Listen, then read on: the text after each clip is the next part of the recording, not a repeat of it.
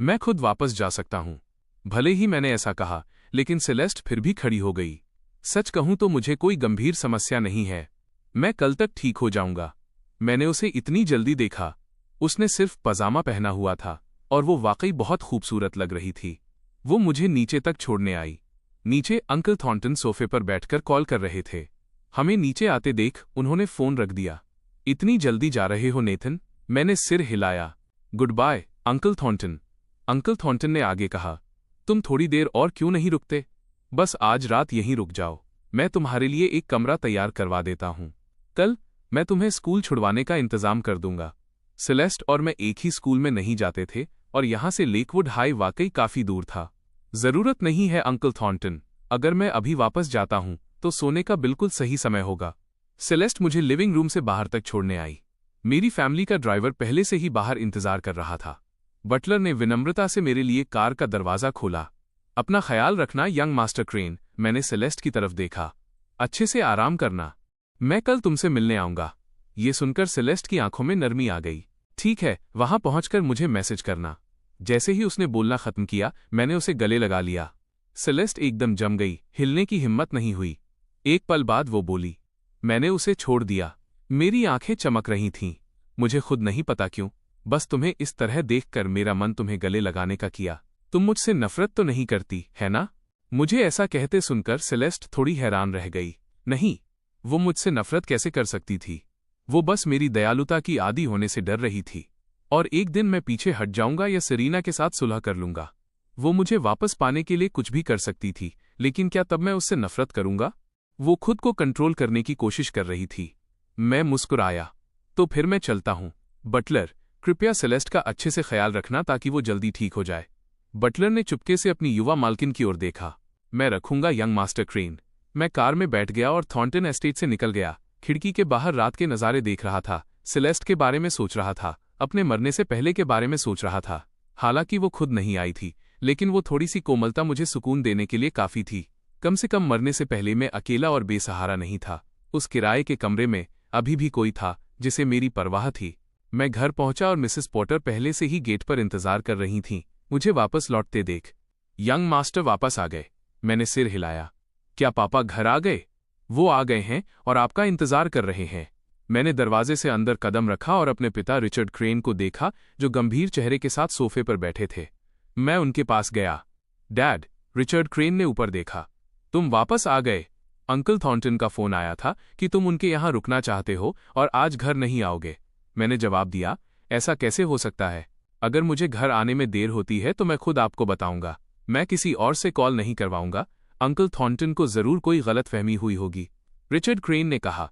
Nathan, हालांकि मुझे उम्मीद है कि तुम भविष्य में सेलेस्ट से शादी करोगे, लेकिन वो भविष्य की बात है, समझे? हालांकि ये एक अरेंज मैरिज थी, लेकिन मैंने अभी तक ग्रेजुएशन पूरा नहीं किया था। रिचर्ड क्रेन को डर था कि मैं कोई जल्दबाजी न कर दूं। अपने पिता को इतना गंभीर देखकर मैंने कहा, चिंता मत करो डैड, मुझे अपनी सीमाओं का पता है। पिछली जिंदगी में इतनी बुरी तरह चोट खाने के बाद जाहिर है कि मैं इन चीजों को लेकर अब ज्यादा सावधान रहूंगा। अपने बेटे को इतनी आज्ञाकारी तरह से जवाब देते देख रिचर्ड क्रेन ने पहले तो मुझे लेक्चर देने का मन बनाया था, लेकिन अब उन्हें थोड़ा अजीब लगा। फिर उन्हें मुझसे जमीन की खरीद के बारे में पूछना याद आया। मैंने उन्हें बताया, मैं बस इन्वेस्टमेंट में हाथ आजमाना चाहता था। रिचर्ड क्रेन को पहले इस पर कोई ऐतराज नहीं था। मुझे कभी बिजनेस में दिलचस्पी नहीं रही थी, इसलिए उन्होंने मुझ पर कभी दबाव भी नहीं डाला था। अब जब मैं खुद कुछ करने की कोशिश कर रहा था तो वो स्वाभाविक रूप से बहुत खुश थे। मैं बाद में अंकल चू को कॉल करूंगा और वो प्लॉट्स तुम्हारे नाम ट्रांसफर करवा दूंगा। फिर मैं तुम्हारे लिए 2 असिस्टेंट्स का इंतजाम कर दूंगा। इस तरह अगर तुम्हें किसी चीज की जरूरत होगी तो वे मदद कर सकेंगे। मैंने खुशी से कहा, थैंक्स डैड। एक बार जब मैं काफी काबिल हो जाऊंगा तो मैं काम में आपकी भी मदद कर सकूंगा। रिचर्ड क्रेन ने कहा, बेटा तुम अचानक इतने समझदार हो गए हो, मुझे समझ नहीं आ रहा कि क्या कहूं। क्या हाल ही में तुम्हारे साथ कुछ हुआ है? सच तो यह है कि मैं तुम्हें पहले की तरह रोजाना बेफिक्र देखना पसंद करूंगा। मुझे इतना समझदार देखकर रिचर्ड क्रेन को बस दुख हो रहा था। ऐसा लग रहा था जैसे मैं किसी दौर से गुजरा हूं और बहुत ज्यादा मैच्योर हो गया हूं। अपने सामने अपने पिता को देख रहा था, क्योंकि उनकी जल्दी मृत्यु हो गई थी। जब वो मरे थे तब 1 दशक से ज्यादा समय बीत चुका था। उस वक्त उनकी कंपनी के सभी लोग सेरीना के पक्ष में हो गए थे। सेरीना ने क्रेन फैमिली की कंपनी को पूरी तरह से अपना बना लिया था। मेरा कहना कब का खत्म हो चुका था और मेरे पास भरोसा करने के लिए एक भी इंसान नहीं बचा था। लेकिन अब अपने पिता को अपने सामने देखकर मैं बहुत खुश था। मुझे बस ऐसा महसूस हुआ कि मैं बहुत नासमझ था। पहले मैंने एक औरत के लिए सब कुछ न्यौछावर कर दिया था, हर दिन सेरीना के इर्द गिर्द घूमता रहता था।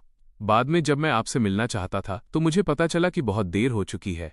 अगले दिन रिचर्ड क्रेन ने जिन 2 असिस्टेंट्स का इंतजाम किया था, उन्होंने काम शुरू कर दिया और कुछ बिजनेस संभालने में मेरी मदद की। उनकी मदद से मैं चीज़ों को संभालने में बहुत ज़्यादा कुशल था। उस दोपहर मैं पहले मिस्टर नाइट से मिलने गया। चूंकि रिचर्ड क्रेन मान गए थे, इसलिए मिस्टर नाइट बहुत रिलैक्स थे और मेरे साथ तुरंत कॉन्ट्रैक्ट साइन करने के लिए उत्सुक थे। सब कुछ संभालने के बाद मैंने असिस्टेंट्स को पहले वापस भेज दिया और खुद सेलेस्ट के घर चला गया। वो स्टडी रूम में बैठकर कुछ काम संभाल रही थी। अब सेलेस्ट हर दिन मेरे लिए एक्स्ट्रा करिकुलर लेसन्स अरेंज करने में मदद करती थी। मैं पहले बहुत पिछड़ गया था और उसे सब कुछ कवर करने में मेरी मदद करनी पड़ रही थी। तभी कोई अंदर आया। दीदी, दरवाजे पर एक लड़का दिखाई दिया, शायद अभी मिडिल स्कूल में था। मुझे यहां देखकर वो एक पल के लिए ठिठक गया। यह कौन है? सेलेस्ट उस पर कोई ध्यान नहीं देना चाहती थी। बाहर जाओ ईथन, तुम मेरा होमवर्क कब कराने वाली हो? मैंने सुना है कि तुम आजकल रोजाना उस नेथन क्रेन को पढ़ाने जा रही हो। चक्कर क्या है? मैंने ईथन की तरफ देखा। हेलो, मैं नेथन क्रेन हूं।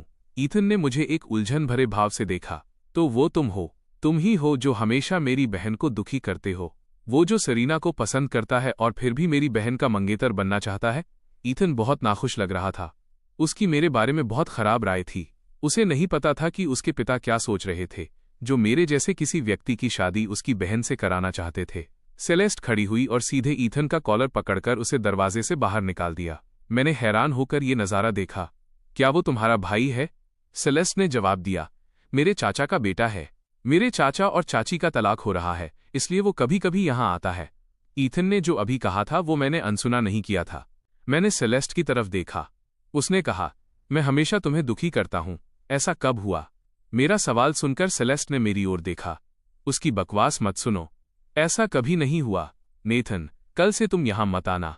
मैं तुम्हारे घर तुमसे मिलने आऊंगी, वो ज्यादा सुविधाजनक रहेगा। अगर मैं कुछ बार और यहां आता तो उसके राज अब और छिपे नहीं रह पाते। उसे ऐसा कहते सुन मैंने सिर हिलाया। ठीक है, मैं समझ सकता था कि सेलेस्ट वाकई नहीं चाहती थी कि मैं अब यहां आऊं। अपना होमवर्क खत्म करने के बाद सेलेस्ट खुद मुझे कार से घर छोड़ने गई। रास्ते में सेलेस्ट बहुत खामोश थी। मैं उसके बगल में बैठा अपने फोन पर इंस्टाग्राम चला रहा था। सेलेस्ट चुपके से मुझे देख रही थी, मेरे साथ अकेले इन पलों का वाकई आनंद ले रही थी। जब हम क्रेन हाउस पहुंचे तो कार गेट पर ही रुकी थी। हमने देखा कि मिस्टर वेल्स वहां खड़े थे। मुझे मिस्टर क्रेन से मिलने दो, मुझे उनसे किसी बहुत जरूरी काम के सिलसिले में मिलना है। सिक्योरिटी गार्ड थोड़ा परेशान था। तुम हद कर रहे हो। तुम्हें लगता है कि मिस्टर क्रेन तुमसे सिर्फ इसलिए मिलेंगे क्योंकि तुम उनसे मिलना चाहते हो। हालांकि मिस्टर वेल्स उस समय क्रेन फैमिली के ड्राइवर हुआ करते थे। गार्ड्स को जिससे सबसे ज्यादा नफरत थी वो मिस्टर वेल्स ही थे, क्योंकि मिस्टर वेल्स हमेशा उनके सामने डींगे मारते थे कि एक दिन मैं उनकी बेटी से शादी करूंगा, जैसे कि किसी को उनकी बात पर यकीन हो। फिर जब उन्होंने मेरी कार आते देखी तो मिस्टर वेल्स दौड़कर आए और कार के सामने का रास्ता रोक लिया। मैंने खिड़की नीचे की। क्या बात है? सिक्योरिटी गार्ड पास आया और मुझसे कहा, यंग मास्टर, ये कह रहे हैं कि इन्हें मिस्टर क्रेन से मिलना है। मैंने कहा, मेरे पिता शायद इस वक्त घर पर नहीं है। मैंने उन्हें ये बता दिया है, लेकिन वो सुन ही नहीं रहे। सिक्योरिटी गार्ड अभी बोल ही रहा था कि मिस्टर वेल्स करीब आ गए। नेथन, कृपया सेरीना को बचा लो, उसे कुछ लोग उठा ले गए हैं। मुझे समझ नहीं आया, कौन ले गया? मिस्टर वेल्स ने दर्द भरे स्वर में कहा, वो कर्ज वसूलने वाले लोग। ये सब मेरी गलती है। मुझे उनसे पैसे उधार नहीं लेने चाहिए थे। अब वे कर्ज चुकाने के लिए सेरीना को ले जाना चाहते हैं। मैंने अपनी भौहें सिकोड़ी। मिस्टर वेल्स ने फिर मेरी तरफ देखा। कृपया मदद करो। आखिर तुम और सेरीना पहले एक दूसरे के इतने करीब थे। ये सब मेरी गलती है कि मुझे जुआ नहीं खेलना चाहिए था और इतना सारा कर्ज नहीं लेना चाहिए था। मैं वादा करता हूं कि अब से कभी जुआ नहीं खेलूंगा। मेरी बेटी मेरे भविष्य की उम्मीद है। मैं ये बर्दाश्त नहीं कर सकता। मैंने उम्मीद नहीं की थी कि सेरीना की हालत इतनी खराब हो गई होगी। मिस्टर वेल्स जैसे पिता के होते हुए उसकी जिंदगी काफी उतार चढ़ाव भरी थी। मेरा मदद करने का कोई इरादा नहीं था। चूंकि ऐसा कुछ हुआ है तो पुलिस में रिपोर्ट करो। पुलिस को ढूंढना शायद मेरे पास आने से ज्यादा काम आएगा, मिस्टर वेल्स ने घबराते हुए कहा। नहीं, हम पुलिस को नहीं बुला सकते। अगर हमने पुलिस को बुलाया तो वे सेरीना को चोट पहुंचाएंगे। तुम ऐसा होते हुए नहीं देखना चाहते, है ना? मैंने शांति से कहा। सच तो यह है कि मैं उसे ऐसा होते हुए देखना चाहूंगा। मिस्टर वेल्स को मैं बहुत क्रूर लगा। जाहिर है, मैं पहले ऐसा नहीं था। पहले अगर सेरीना को कुछ भी होता था तो मैं ही सबसे ज्यादा चिंतित होता था। सेलेस्ट ने भी मेरी इस बेरुखी को गौर किया। सेरीना के अपहरण की खबर सुनकर मुझे बेअसर देख वो थोड़ी हैरान थी। क्या वाकई ऐसा हो सकता है कि अब मैं सेरीना को पसंद नहीं करता? तभी पीछे से एक कार के हॉर्न की आवाज आई। रिचर्ड क्रेन वापस आ गए थे। मिस्टर वेल्स ने रिचर्ड को देखा। क्रेन दिखाई दिए और मुझे वहीं छोड़कर तुरंत उनके पास दौड़ गए। रिचर्ड क्रेन ने उन्हें मना नहीं किया। अंदर लिविंग रूम में पहुंचने के बाद रिचर्ड क्रेन बैठकर मिस्टर वेल्स की बात सुनने लगे। मिस्टर क्रेन, प्लीज मेरी बेटी को बचा लीजिए। आखिर हम इतने सालों तक क्लासमेट्स रहे हैं। अगर आप मेरी मदद नहीं करेंगे तो मेरी सेरीना तो वाकई बर्बाद हो जाएगी। उनकी पुरानी क्लासमेट वाली दोस्ती की वजह से ही रिचर्ड क्रेन ने मिस्टर वेल्स को ड्राइवर के तौर पर काम पर रखा था। बाद में जब उन्हें पता चला कि उन्हें जुए की लत है तो उन्हें लगा कि ये सही नहीं है और वो उन्हें काम से हटाना चाहते थे। अब उन्हें सेरीना की वजह से आया देख रिचर्ड क्रेन ने कहा, मैंने तुमसे पहले भी कहा था जुआ खेलना बंद कर दो। तुम्हारी बेटी अब छोटी नहीं रही। अगर तुम अपने बारे में नहीं सोचोगे तो कम से कम उसके बारे में तो सोचो। मिस्टर वेल्स जमीन पर घुटनों के बल बैठ गए। अब से मैं कभी जुआ नहीं खेलूंगा। ये सब बस एक पल की बेवकूफ़ी की वजह से हुआ, लेकिन इस सब में सेरीना बेगुनाह है। प्लीज आखिरी बार मेरी मदद करें। मैं आपसे भीख मांगता हूं। रिचर्ड क्रेन ने अपने पास खड़े सेक्रेटरी की ओर देखा। सेक्रेटरी यान, प्लीज इसे हैंडल करें। मैंने भी कुछ नहीं कहा क्योंकि मुझे पता था कि अगर मैं कुछ कहता भी तो भी मेरे पिता सेरीना को जरूर बचाते। मिस्टर वेल्स के साथ उनकी क्लासमेट वाली दोस्ती थी। वो इतने पत्थर दिल नहीं हो सकते थे और एक इतनी कम उम्र की खूबसूरत लड़की को नजरअंदाज नहीं कर सकते थे। सेरीना ने जो कुछ भी किया था वो सब मेरी पिछली जिंदगी की बातें थीं। इस जिंदगी में वो बस एक हाई स्कूल की स्टूडेंट थी जिसने अभी तक कुछ भी ऐसा नहीं किया था जिसे माफ न किया जा सके। मिस्टर वेल्स ने उन्हें मान जाते देखा और वो बेहद शुक्रगुजार थे। Thank you Mister crane. Serena के ग्रेजुएशन के बाद मैं उसे पक्का आपकी कंपनी में आपके लिए काम करने भेजूंगा। हमारा परिवार भले ही गरीब हो लेकिन वो हमेशा अपनी क्लास में टॉप पर रही है। रिचर्ड क्रेन उनके खोखले वादों से परेशान नहीं होना चाहते थे। ये आखिरी बार है जब मैं मदद कर रहा हूं। जब तक उनकी बेटी बचती है तब तक मिस्टर वेल्स अभी किसी भी बात पर तैयार थे। सेक्रेटरी यान को लोगों को लेकर सेरीना को छुड़ाने की जिम्मेदारी दी गई। मिस्टर वेल्स भी साथ चले गए। मैं बोल पड़ा, डैड, मैं भी जाना चाहता हूं। रिचर्ड क्रेन ने मेरी तरफ देखा। क्या तुम रेस्ट नहीं करोगे? बहुत देर हो चुकी है। मैंने कहा, ठीक है, मैं वापस आकर देख लूंगा। रिचर्ड क्रेन थोड़े मजबूर थे। तो ठीक है, जाओ। सेरीना और मैं क्लासमेट्स थे। जब तक मैं पागलों की तरह उसके पीछे नहीं पड़ रहा था तब तक रिचर्ड क्रेन को कोई ऑब्जेक्शन नहीं था। कार पहले से ही गेट पर वेट कर रही थी। मैं बाहर निकला और सेलेस्ट की तरफ देखा। तुम पहले वापस क्यों नहीं चली जाती? सेलेस्ट जाना नहीं चाहती थी। क्या तुम अकेले जा सकते हो? मैंने उसकी तरफ देखा, उसे टेस्ट करते हुए। तो मेरे साथ चलो। मुझे डर था कि कहीं वो बुरा न मान जाए। हालांकि मेरे इरादे साफ थे, लेकिन सेलेस्ट के नजरिए से वो शायद ऐसा न सोचे। सेलेस्ट ने कहा, मैं तुम्हारे साथ चलूंगी। मैंने सिर हिलाया। तो फिर साथ चलते हैं। हम दोनों कार में बैठ गए। मैंने ड्राइवर से सेक्रेटरी यान की कार का पीछा करने को कहा। कुछ ही समय में हम एक पुरानी फैक्ट्री में पहुंच गए। सेक्रेटरी यान ने पहुंचने से पहले पुलिस को फोन कर दिया था। उन लोगों को भी अरेस्ट कर लिया गया। सेरीना को बाहर निकाला गया। वो काफी दयनीय लग रही थी। मैंने उसकी हारी हुई हालत को देखा और मन ही मन मुस्कुराए बिना नहीं रह सका। मैंने सेलेस्ट से कहा, मैं उसे देखकर आता हूं। मैं चुपचाप नहीं बैठा रहा, सेरीना की ओर दौड़ते हुए। सेरीना, क्या तुम ठीक हो? तुम कैसी हो? क्या तुम्हें चोट लगी है? मेरी आंखें चिंता से भरी थीं, जैसे मैं वाकई बहुत घबराया हुआ था। सेरीना ने मेरी तरफ देखा, मुझे इतनी कोमलता से अपनी ओर देखते हुए। वो थोड़ी इम्प्रेस हुई, लेकिन ये सोचकर कि मैं उसके साथ कितना रूखा बर्ताव कर रहा था, उसका चेहरा फिर से सख्त हो गया। मुझे तुम्हारी फिक्र की जरूरत नहीं है, मैं ठीक हूं। मैंने अपने होंठ भींच लिए और उसकी तरफ इस तरह देखा जैसे मैं बहुत दुखी हूं। मैं तुम्हारी इतनी परवाह करता हूं और तुम मुझसे एक अच्छी बात तक नहीं कहोगी? अगर मैंने अपने डैड से तुम्हें बचाने की भीख न मांगी होती तो अब तक उन लोगों ने तुम्हारे हाथ काट दिए होते। सेलेस्ट ने मन ही मन सोचा, अगर वो क्रेन हाउस के गेट पर न होती और उसने खुद मुझे मिस्टर वेल्स को मना करते हुए न देखा होता और ये न जाना होता कि सेरीना को बचाने का आइडिया असल में रिचर्ड क्रेन का था, तो शायद उसने मेरी बात पर यकीन कर लिया होता। मेरा ये बर्ताव उसकी समझ से बाहर था, लेकिन उसे ये काफी दिलचस्प लगा और वो चुपचाप एक तरफ खड़ी होकर ये तमाशा देखती रही। ये सुनकर कि मैंने रिचर्ड क्रेन से उसे बचाने की भीख मांगी थी, सेरीना भी थोड़ी हैरान रह गई। उसने सच में सोचा था कि अब से मैं उसकी परवाह नहीं करूंगा। वापस क्रेन हाउस में रिचर्ड क्रेन ने जब देखा कि सेक्रेटरी यान सेरीना को सही सलामत वापस ले आए हैं तो उन्हें चैन मिला। सेरीना, तुम कैसी हो? सेरीना ने कहा, आपकी चिंता के लिए शुक्रिया मिस्टर क्रेन, मैं ठीक हूं। हालांकि सेरीना का बर्ताव मेरे साथ अच्छा नहीं था, लेकिन वो रिचर्ड क्रेन के सामने हमेशा काफी तमीज से पेश आती थी। रिचर्ड क्रेन ने कहा। ये अच्छी बात है कि तुम ठीक हो। मैंने तुम्हारे पिता से भी बात की है। उनसे कह दिया है कि अब से जुआ खेलना बंद कर दें। पहले जाकर अपने जख्मों का ख्याल रखो। मिसेस पोर्टर, क्या डॉक्टर आ गए? मिसेस पोर्टर ने जवाब दिया, रास्ते में है। सेरीना ने सिर हिलाया। तकलीफ की जरूरत नहीं है, ये सब बस मामूली खरोंचे हैं। मैं बाद में खुद इनका ख्याल रख लूंगी। सेरीना नहाने चली गई। मिस्टर वेल्स रिचर्ड क्रेन के बगल में खड़े होकर उनकी चापलूसी कर रहे थे। मैं सेलेस्ट को छोड़ने दरवाजे तक गया। गेट पर मैंने सेलेस्ट की तरफ देखा। तभी मुझे याद आया कि वो बीमार थी। तुम्हें घर जाकर सो जाना चाहिए। तुम अभी पूरी तरह ठीक नहीं हुई हो। अगर तुम आराम नहीं करोगी तो कल फिर बीमार पड़ जाओगी। सेलेस्ट ने कहा, ठीक है, मैं बहुत हेल्दी हूं। मुझे उसकी बात पर यकीन नहीं हुआ। तो फिर पहले बीमार कौन था? मैंने तुम्हारे बटलर को कहते सुना था कि तुम्हें अक्सर अनिद्रा इंसोम्निया रहती है। तुम ठीक से सोती नहीं हो। तुम ढंग से क्यों नहीं सोती? सेलेस्ट ने अपनी आंखें झुका लीं। मेरी चिंता ने उसे तुरंत ये महसूस कराया कि उसे घर जाकर ढंग से सोने की जरूरत है। मेरी नजरें नरम हो गईं। ये अच्छी बात है। तो फिर जल्दी घर जाओ, कल मिलते हैं। सेलेस्ट ने मेरी तरफ देखा, लेकिन उसका जाने का कोई इरादा नहीं था। ऐसा लग रहा था जैसे वो अभी भी कुछ कहना चाहती है। मैं मुस्कुराया और पूछा, क्या बात है? मुझे छोड़कर जाने का मन नहीं कर रहा। सेलेस्ट ने कहा, क्या तुमने सच में अपने डैड से सेरीना को बचाने की भीख मांगी थी? उसे सीधे ये पूछते देख मैंने दोषी भाव से अपनी नाक छुई। तुमने वो सुन लिया? मुझे लगा तुमने नहीं सुना होगा। सेलेस्ट बोली, आखिर तुम्हारे और सेरीना के बीच अब चल क्या रहा है?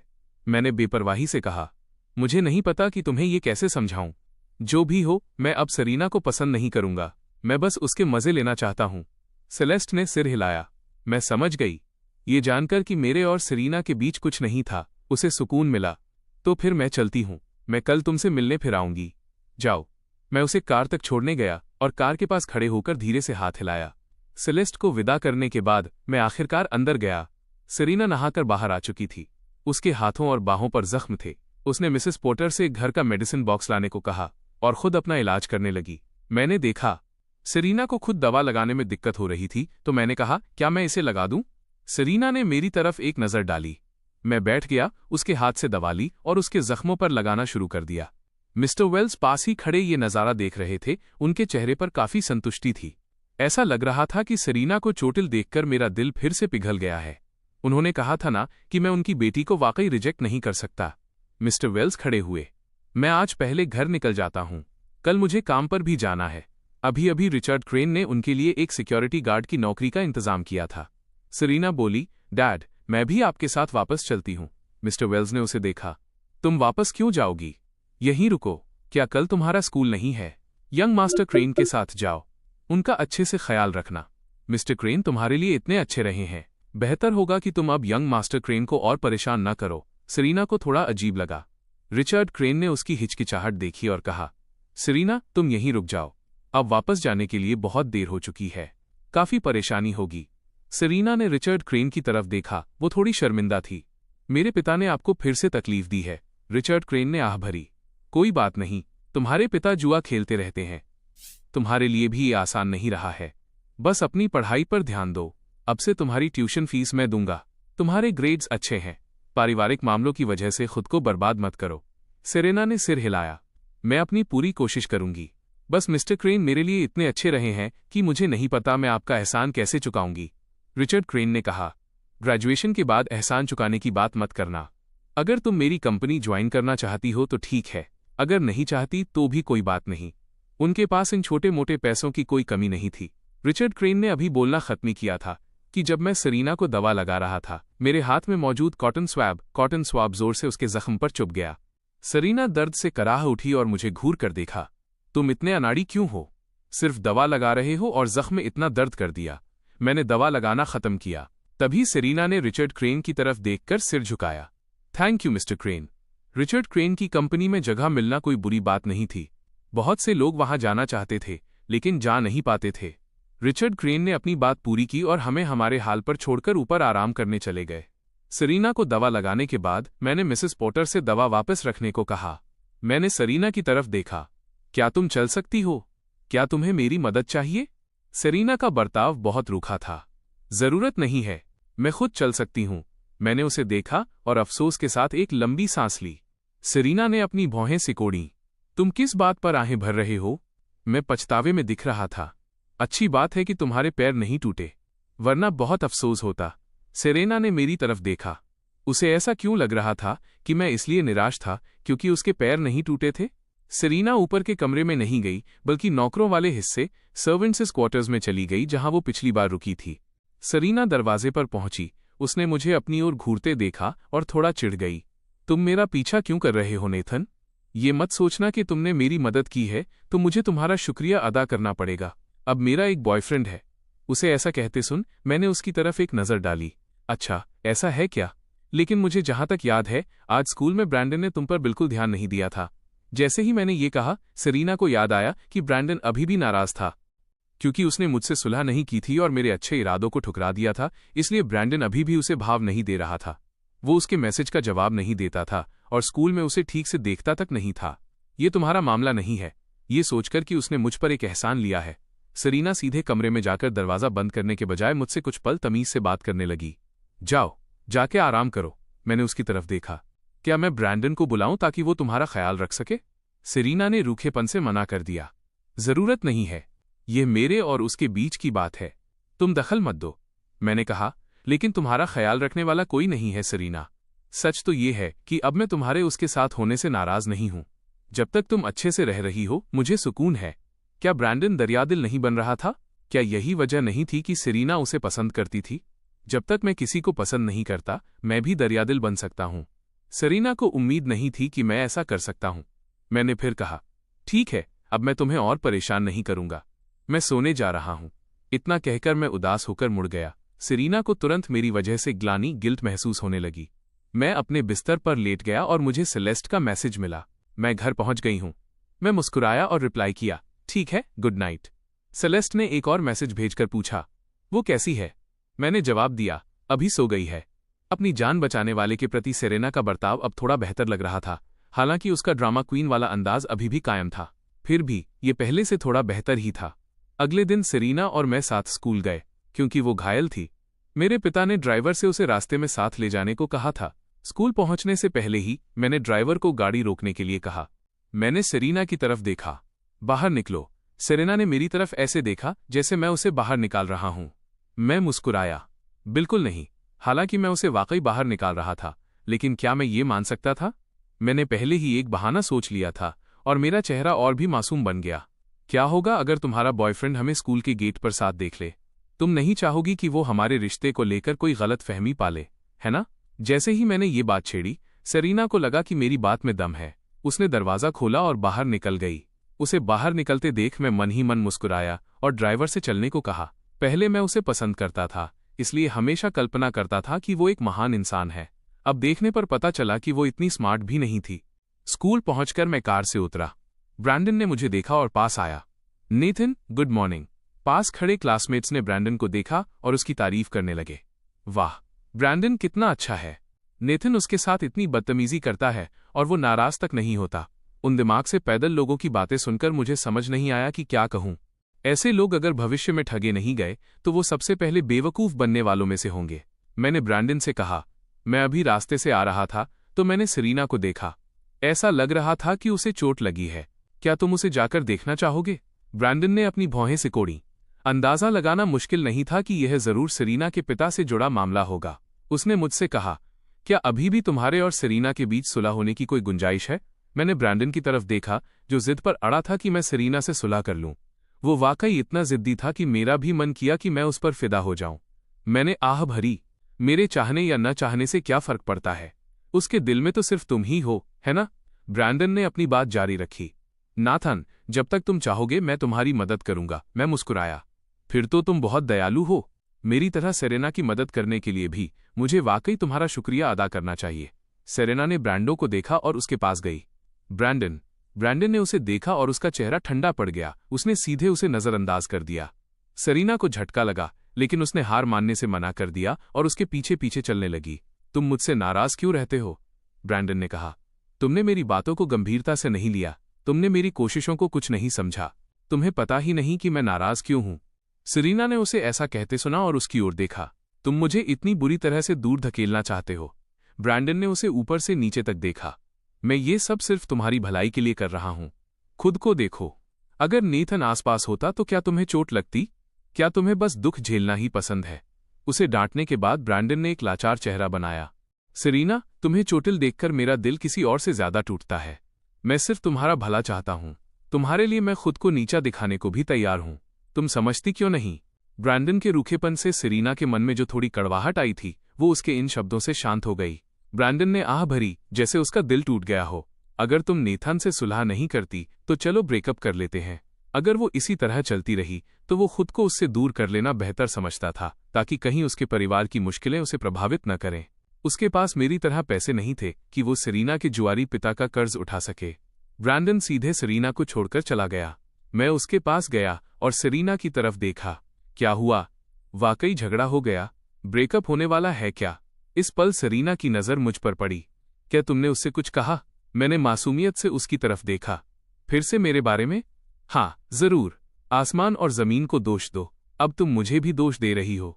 सेरीना ने मेरी मासूमियत देखी। उसे याद आया कि वाकई मैंने पिछले कुछ समय से उसके मामलों में दखल नहीं दिया था और वो मुड़कर चली गई। क्लास में पहुंचकर ब्रैंडन अपने कामों में बिजी रहा। वाकई सेरीना पर बिल्कुल ध्यान नहीं दे रहा था। मैं पास ही बैठकर उन दोनों को देख रहा था। मुझे ये काफी मजेदार लग रहा था। मैं उन्हें घूर ही रहा था कि अचानक सेरीना मुड़ी। नेथन, आज दोपहर मैं तुम्हारे साथ घर जा रही हूं। ओह, वो ब्रैंडन को उकसाने के लिए मेरा इस्तेमाल कर रही थी, तो मैं फिर से उनके खेल का एक मोहरा बन रहा था। लेकिन मैंने मना भी नहीं किया। ब्रैंडन जितना सेरीना को अपनी तरफ चाहता था, मैं उतना ही चाहता था कि सेरीना ब्रैंडन के पास रहे। इन दोनों को शादी करते और बच्चे पैदा करते देखे बिना मैं अपनी पिछली जिंदगी की मौत के बाद भी शांति से नहीं रह पाता। उस दोपहर मैं सेरीना के साथ घर गया। मेरे पिता ने मिस्टर वेल्स के लिए नौकरी ढूंढ ली थी। वो सेरीना को भी हमारी कंपनी में शामिल करना चाहते थे, इसलिए उसका अब मेरे घर पर रुकना कोई समस्या नहीं थी। घर में नौकरों के रहने के लिए कई कमरे थे। सेरीना को मेरे साथ कार में बैठते देख डेरेरिक ने ब्रैंडन से कहा, हो ही नहीं सकता। क्या वो दोनों अब साथ हैं? ये नज़ारा देखकर ब्रैंडन राहत महसूस क्यों कर रहा था? जब तक सेरीना मेरे साथ रहने को तैयार थी तब तक सब ठीक था। उसे जरा भी चिंतित न देख डेरेरिक परेशान था। ब्रैंडन, मुझे कॉल करने दो, मैं सेरीना को डांटूंगा। ब्रैंडन ने उसे रोक दिया। डेरेक, जरूरत नहीं है। क्या ये अच्छा नहीं है? कार में बैठकर मैंने सेरीना से पूछा, तुम कहाँ जा रही हो? सेरीना ने मेरी तरफ देखा। क्या मैं तुम्हारे घर जा सकती हूँ? मैंने उसकी ओर देखा। ऐसा लग रहा था कि वो सच में मेरे साथ घर आना चाहती थी। जरूर। सेरीना मेरे बगल में बैठ गई और मेरी ओर देखने लगी। वो सोच रही थी कि ब्रैंडन उसके साथ कितना रूखा रहा है। इस वक्त वो वाकई मेरे साथ रहना चाहती थी। वह उसे खुश करने की कोशिश करेगी। जब हम घर पहुंचे, सेलेस्ट पहले ही आ चुकी थी। मैं कार से उतरा और सेलेस्ट के पास गया। तुम आज जल्दी आ गई। सेलेस्ट ने कहा, थोड़ा पहले आना चाहती थी। मैंने कहा, चलो ऊपर पढ़ने चलते हैं। स्टडी रूम में मेरा इंतजार करो। मैं कपड़े बदलकर अभी वहां आता हूं। इतना कहकर मैं दरवाजे के अंदर चला गया। सेलेस्ट अभी बाहर ही थी। सेरीना पीछे पीछे अंदर आई और मुझसे कहा, तुमने उसे यहां बुलाया है? मैंने सेरीना की तरफ देखा। वो अब मेरी ट्यूटर है। क्या? उसे आने की इजाजत नहीं है? मैंने मन ही मन सोचा, तुम खुद को समझते क्या हो? सेरीना ने मेरी ओर देखा। मैं भी तुम्हें इस घर में ट्यूशन पढ़ा सकती हूँ। वो सेलेस्ट को वहां नहीं देखना चाहती थी। उसकी ये बात सुनकर मैं अपनी हंसी नहीं रोक पाया। वो हैरान रह गई। तुम किस बात पर हंस रहे हो? मैं मुस्कुराया। क्या तुम देख नहीं रही कि जब से उसने मुझे पढ़ाना शुरू किया है मेरे ग्रेड्स में कितना सुधार हुआ है? अगर मैं तुम्हें पढ़ाने के लिए कहता तो क्या मैं किसी टॉप स्कूल में जा पाता? जब मैंने उसके पुराने पढ़ाने के तरीके का जिक्र किया तो सेरेना ने अपनी भौहें सिकोड़ी। उसे मुझसे दिक्कत थी, इसलिए जब वो मुझे पढ़ाती थी तो उसके पास बिल्कुल भी धैर्य नहीं होता था। उसे मैं बहुत चिड़चिड़ा लगता था। अब उसे बहस करने के लिए कुछ नहीं मिला तो वो ऊपर चली गई। सेरीना मुड़ी। उसने सेलेस्ट को अंदर आते देखा और सीधे उसका रास्ता रोक लिया। सेलेस्ट की नज़र सेरीना पर पड़ी। सच तो यह है कि जब से उनके बीच अनबन हुई थी, ये पहली बार था जब सेरेना ने सेलेस्ट से औपचारिक रूप से इस तरह बात की थी। पहले दोनों गुपचुप तरीके से मुकाबला कर रही थीं। अब सेरीना घर की मालकिन की तरह व्यवहार कर रही थी। ध्यान रखना कि तुम नेथन को अच्छे से पढ़ाओ। कॉलेज एंट्रेंस एग्जाम में अब ज्यादा समय नहीं बचा है। अगर उसका किसी अच्छे स्कूल में एडमिशन नहीं हुआ तो वो तुम्हें ही दोष देगा। सेलेस्ट, जिसका दिमाग हमेशा प्रांत में पहले नंबर पर रहता था, उसने एक पल के लिए इसके बारे में सोचा और फिर भी समझ नहीं पाई कि सेरीना को ये बातें कहने का क्या हक है। उसने शांति से कहा, वो मेरा मंगेतर फियांस है। उसे पढ़ाई में मदद करना मेरा फर्ज है। उसे इतनी सहजता से मंगेतर शब्द का इस्तेमाल करते देख सेरीना दंग रह गई। बेशक मुझे पता है कि वो उसका मंगेतर है, भले ही नेथन हमेशा मुझे पसंद करता रहा हो, चिंता मत करो, मेरा अपना कोई पसंद का इंसान है, मैं उसे तुमसे नहीं छीनूंगी। जिस तरह से उसने ये कहा, ऐसा लग रहा था जैसे वो मुझे सेलेस्ट को दान में दे रही हो। वह बस सेलेस्ट को थोड़ा उकसाना चाहती थी। मैं अपने कमरे में गया, कपड़े बदले और वापस स्टडी रूम में आ गया। सेलेस्ट को खिड़की के पास खड़ा बाहर देखते हुए देख मैंने कहा, मैं आ गया। वो मुड़ी और उसने हूं कहा। मैं डेस्क पर बैठ गया। सेलेस्ट पास आई और मेरे बगल में बैठ गई। उसने आने से पहले ही मेरे लिए प्रैक्टिस प्रॉब्लम्स तैयार कर ली थीं। मैंने उन पर बहुत गंभीरता से काम किया। सेलेस्ट चुपचाप मुझे देख रही थी। उसे अभी नीचे सेरीना का वो बेतुका और उकसाने वाला बर्ताव याद आ रहा था, लेकिन सेलेस्ट को मिस्टर वेल्स का मदद मांगना भी याद था। कल जब वो वापस आई थी तो मैं बिल्कुल बेपरवाह दिख रहा था और उन्हें पुलिस को फोन करने के लिए कह रहा था। क्या मैं सेरीना को पसंद करता था? जरूरी नहीं। सेलेस्ट की शांति के मुकाबले नीचे सेरीना थोड़ा बेचैन महसूस कर रही थी। उसे याद आया कि ऐसा कहने के बाद सेलेस्ट ने कोई रिएक्शन नहीं दिया और बस ऊपर चली गई। आधा घंटा बीतने के बाद भी वो नीचे क्यों नहीं आई? क्या उसे गुस्सा होकर उससे बहस करने नहीं आना चाहिए था? रिचर्ड क्रेन भी आज रात घर पर थे, साथ ही सेरीना और सेलेस्ट भी। सबने एक साथ डिनर किया। मैं सेलेस्ट के बगल में बैठा और गौर किया कि वो कितनी शालीनता से खा रही थी। मैंने सर्विंग चॉपस्टिक से खाना उठाकर उसकी प्लेट में रखा। देखो, थोड़ा ये खाओ, मिसेस पोटर कहती हैं। ज्यादा अजवाइन खाने से नींद अच्छी आती है। सेलेस्ट ने कहा, शुक्रिया। हम दोनों को इतनी अच्छी तरह साथ निभाते देख और सेरीना वाली स्थिति से बेअसर पाकर रिचर्ड क्रेन को राहत मिली। सच तो ये है कि सेरीना को घर पर रुकने देने के पीछे उनका एक छिपा हुआ मकसद था। सेरीना के साथ मेरा इतिहास इतना नाटकीय रहा था कि उन्हें वाकई चिंता थी कि कहीं सेलेस्ट को इससे दिक्कत न हो। सेरीना पास ही बैठी थी। मुझे सेलेस्ट की इतनी परवाह करते देख वो थोड़ा चिढ़ रही थी। जिस इंसान को मैं पसंद करता था वो नहीं थी, तो फिर मैं सेलेस्ट के साथ इतना अच्छा व्यवहार क्यों कर रहा था? खाना खाने के बाद सेलेस्ट चली गई। मैंने सेलेस्ट को कार में बैठते देखा, फिर मुड़ा तो देखा कि सेरीना मेरे बगल में खड़ी थी और मुझे बड़े अर्थपूर्ण तरीके से घूर रही थी। मैंने कहा, तुमने कुछ कहा क्यों नहीं? उसने मुझे चौंका दिया था। सेरीना ने मेरी ओर देखा। क्या तुम सेलेस्ट को पसंद करते हो? मैंने बहुत तेजी से जवाब दिया, नहीं, लेकिन मैं देख रही हूं कि तुम उसके साथ कितना अच्छा बर्ताव कर रहे हो। सेरीना का ऐसा कहना ऐसा लग रहा था जैसे वो अपनी स्थिति समझ नहीं पा रही थी। मैंने अपने होंठ भींचे और धैर्य के साथ बहाना बनाया। वह कोई ऐसी है जिसे मेरे पिता ने मिलवाया है। मुझे अपने पिता की इज्जत रखनी होगी। अपनी पिछली जिंदगी को याद करते हुए, जब मैंने कंपनी सेरीना के नाम कर दी थी, उस दौरान भी उसने मेरे सामने इसी तरह का नाटक किया था। हर बार जब मैं उसे ब्रैंडन के साथ पकड़ता, उसके पास हर तरह के बहाने होते थे और वो किसी की भी तरह जिद्दी थी। मैंने अपनी बात जारी रखी, क्या तुम्हें मुझ पर यकीन नहीं है? मेरी आंखें बेहद ईमानदार थीं। सेरीना ने मेरी ओर देखा और एक पल के लिए समझ नहीं पाई कि मैं सच बोल रहा हूं या झूठ। तभी सेरीना का फोन बजा। ये ब्रैंडन का मैसेज था। सेरीना, क्या तुमने अपना होमवर्क खत्म कर लिया? मुझे एक प्रॉब्लम समझ नहीं आ रही है। क्या तुम मुझे समझा सकती हो? सेरीना ब्रैंडन के करीब इसलिए आई थी क्योंकि पिछले कुछ दिनों में ब्रैंडन अक्सर उससे होमवर्क के बारे में पूछता था, क्योंकि उनका झगड़ा चल रहा था। उसने उसे नजरअंदाज किया था। उसे लगा था कि आज सुबह के बाद उनका रिश्ता हमेशा के लिए खत्म हो गया है, लेकिन अब वो फिर से रिप्लाई कर रहा था। मैं आगे झुका और सेरीना के फोन पर नजर डाली। ये देखकर कि ये ब्रैंडन का मैसेज था, मैंने सीधे ब्रैंडन की आवाज में उसे जोर से पढ़ा। सेरीना ने तुरंत मुझे घूरकर देखा और अपने फोन की स्क्रीन बंद कर दी। तुम मेरा फोन क्यों देख रहे हो? मैंने कहा, मैंने बस एक नजर डाली। उसने तुम्हें मैसेज किया है, इसका मतलब उसने तुम्हें माफ कर दिया है। ये तो बहुत जल्दी हो गया। सेरीना ने मुझे अपनी और ब्रैंडन की बातों में इतनी दिलचस्पी लेते देखा तो उसे थोड़ा अजीब लगा। हमारे बीच सब हमेशा ठीक रहा है। मैंने कहा, तो फिर तुम आज मेरे साथ घर क्यों आई? वह तुम्हें ढूंढ रहा है। जल्दी करो और सुलह कर लो। वो तुम्हें एक कुत्ते की तरह नचा रहा है। सेरेना ने मेरी ओर देखा और रक्षात्मक अंदाज में पूछा कि मेरे और उसके बीच चीजें ठीक हैं या नहीं। इससे तुम्हें क्या? मैंने सेरीना की ओर देखा। क्या मैं बस तुम्हारी परवाह नहीं कर रहा हूं? मुझे बताओ, ऐसा क्यों है कि जैसे ही तुम मेरे साथ घर आईं, उसने तुरंत सुलह के लिए मैसेज कर दिया? सेरीना को याद आया कि ब्रैंडन ने उससे वे बातें कही थीं। उसने उससे कहा था कि वो मेरे साथ होने का नाटक करे, यहां तक कि उससे ब्रेकअप करने का नाटक भी करे। सेरीना के दिल में हमेशा से ब्रैंडन वैसा इंसान नहीं था। वो एक साफ सुथरे ब्राइट मून जैसा था। उसने कभी ऐसा कुछ नहीं सोचा था। लेकिन अब जो उसने कहा था और जिस तरह वो फिर से मैसेज कर रहा था, सेरीना काफी हैरान थी। उसने ब्रैंडन का बचाव करते हुए मेरी तरफ एक नजर डाली। ब्रैंडन ऐसा नहीं है। शायद इत्तेफाक से उसे ये प्रॉब्लम समझ ना आई हो। मैंने कहा जैसे ये वाकई कितना बड़ा इत्तेफाक हो। फिर उसे मरते दम तक अपनी हार न मानते देख मैं सीधे ऊपर आराम करने चला गया। सरीना भी अपने कमरे में चली गई और हमेशा की तरह उसे प्रॉब्लम सॉल्व करने का तरीका समझाया। जब उसका काम हो गया तो दोनों ने थोड़ी देर चैट की। ब्रैंडन ने कहा, आज सुबह मैं थोड़ा जल्दबाजी में था। तुम मुझसे नाराज तो नहीं हो ना? सरीना ने खुद को रोका। नहीं, ब्रैंडन बोला। सरीना, मैं तुम्हें सच में बहुत पसंद करता हूँ। मुझे हर दिन तुम्हारी फिक्र रहती है। तुम्हें चोटिल देखकर मेरा दिल किसी और से ज्यादा टूटता है। मैंने हमेशा सोचा है कि किसी को पसंद करने का मतलब है उनकी परवाह करना। ये अच्छी बात है कि तुम इस तरह नेथन के साथ हो।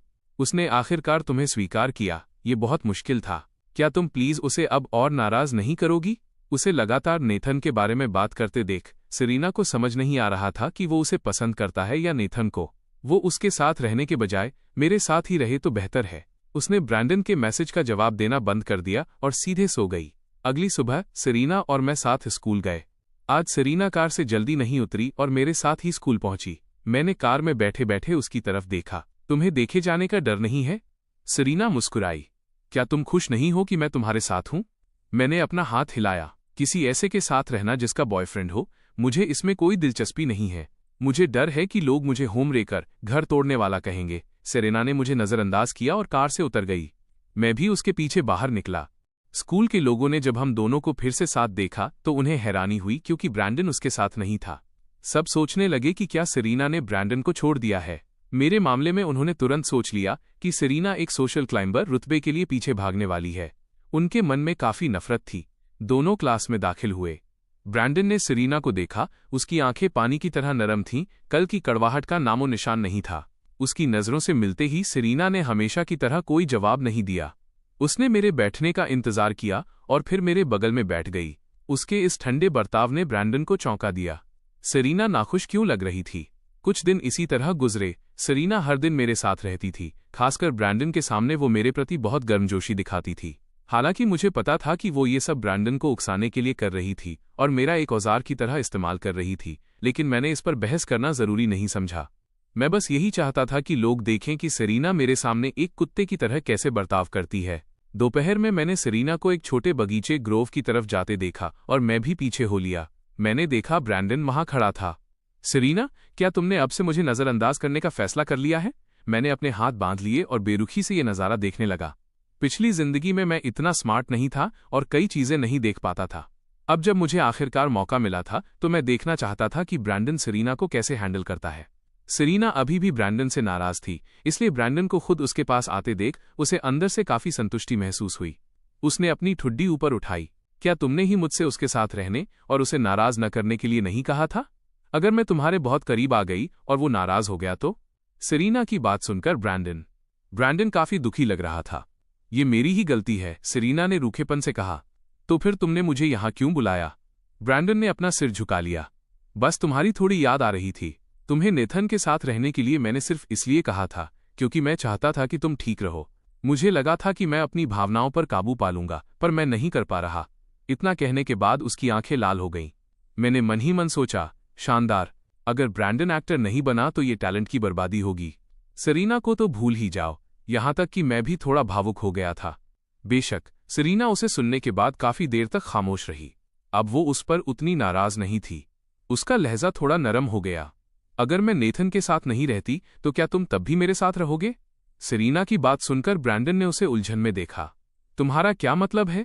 क्या वे पिछले कुछ दिनों से हर दिन साथ नहीं थे? उसका हैरान करने वाला चेहरा देखकर जिसने उसके सवाल का जवाब नहीं दिया था, सेरेना को शायद अपना जवाब मिल चुका था, लेकिन उसने हार नहीं मानी और पूछती रही। मैं बस ये जानना चाहती हूँ, क्या तुम मुझसे तभी बात करना चाहते हो जब मैं नेथन के साथ होती हूँ? ब्रैंडन उसे घूरता रहा। कुछ सेकंड शांत रहने के बाद बोला, सेरेना, जाहिर है ऐसा नहीं है, तो फिर अब से मैं उसके साथ और नहीं जाऊंगी। सेरेना को महसूस हुआ कि पिछले कुछ दिनों से वो बहुत ज्यादा दिखावा कर रही थी, जिससे वो थक चुकी थी।